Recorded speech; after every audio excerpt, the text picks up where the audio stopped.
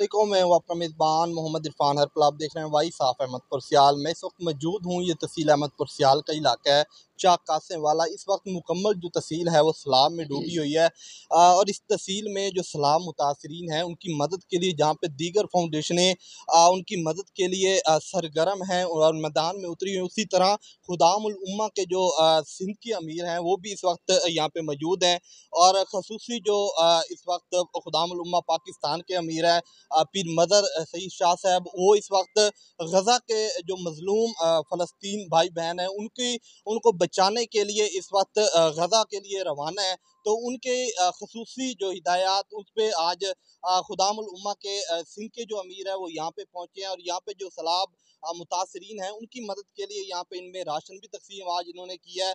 तो दीगर जो चीज़ें हैं जो कि इस वक्त बीमारियाँ फैल रही हैं उनकी हिफाजती इक़दाम के लिए भी यहाँ पे जो हिफाजती इक़दामात के हवाले से वो चीज़ें हैं वो भी यहाँ पे आग तकसीम कर रहे हैं। हमारे साथ इजाज़ महमूद साहब वो भी मौजूद हैं, उनसे सवाल से जानते क्या। जी सर, क्या कहना चाहेंगे इस हवाले से?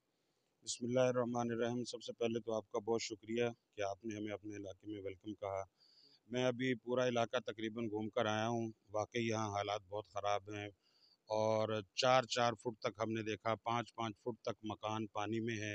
लोगों के मकान गिर गए हैं, फसलें तबाह हो गई हैं, लोगों के जानवर मर गए हैं। जो जानवर हैं इस वक्त वो भूख से वो मरने के करीब हैं, निढाल हैं। तो मेरी गुजारिश है इस वक्त जहाँ जो हमने मकामी लोगों से मालूमात की, एक तो यहाँ बारिशों के पानी की वजह से वबाई बीमारियाँ फूट रही हैं बहुत ज़्यादा।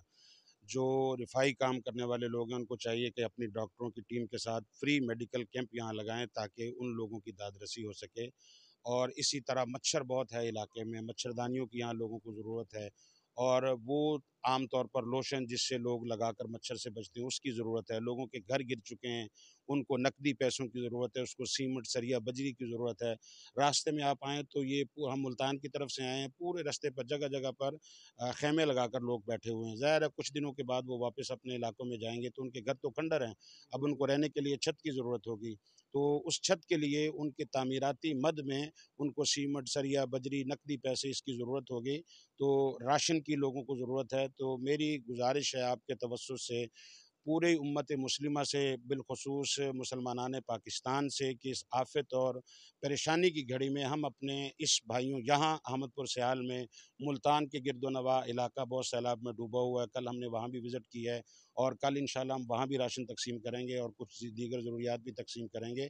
मेरी गुजारिश है पाकिस्तानियों से कि मुश्किल की इस घड़ी में अपने मुसलमान भाइयों के साथ खड़े। अच्छा, खुदामुल उम्मा इस वक्त मुकम्मल पाकिस्तान में काम कर रही है, जहाँ पे भी सैलाब ज़दा इलाके हैं वहाँ पे जाके लोगों के साथ तावन करती है, उनकी मदद करती है। तो खुदामुल उम्मा के हवाले से जो अहलियान इलाका हैं वो हमें देख रहे हैं, उनको क्या पैगाम देना मैं चाहेंगे? उनको यही पैगाम दूंगा कि यहाँ हमारे साथी जो ज़िम्मेदार हैं, जो इनके पास आते रहते हैं, वो यहाँ सरगर्म हैं और वो मुख्तलिफ़ इलाकों में काम कर रहे हैं। तो मेरी अहले इलाका से गुजारिश है कि उनके दस्तो बाजू बने, उनके साथ मिलकर पूरे इलाके में रिफाही ऑपरेशन को मुकम्मल करें।